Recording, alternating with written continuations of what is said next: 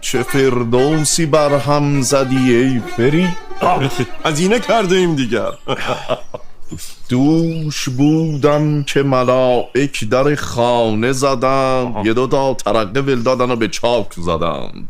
نگفتی چرا این ملاک ز پست، چرا میزنیدش ترقه ز پای. دوش بودم، دوش ملائک خوبی هم بودم. پس ای کاش بچون میگفتی چو خواهی که یابی که همسر رها. بمان امشب و پیش من ای بلا.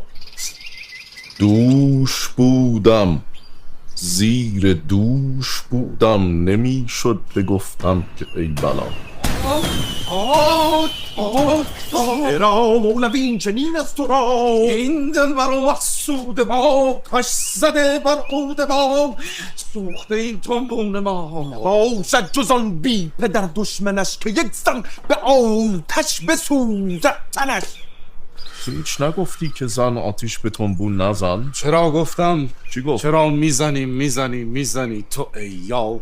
چرا میکشی تو ای یاو. صدام بلولا مستم و شنگول، حال خوشی دارم کیف فرم و شورم. ایرج میرزا حالش را خریدارم.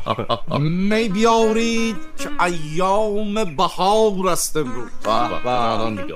نرگس از ساغر سر جرعه گسار است امروز.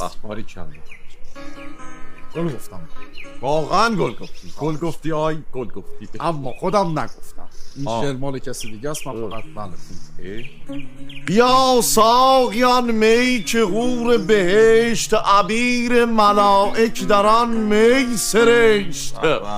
بیا چرا نمیاره؟ زنگ بزن آشنا ماشنا داری بیاری. من اون دوستم به گرز گرامش بتن داد. گرفتنش در واقع. گرفتن. پس بگو می بیا. ساقی بیا ساقی بیا.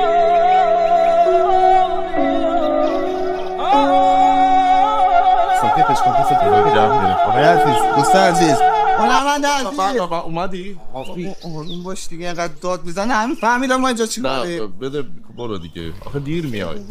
بیا بزن دفعه بعدی میفرنداز. چشم. هی هر بار ساقی بیا گل در بر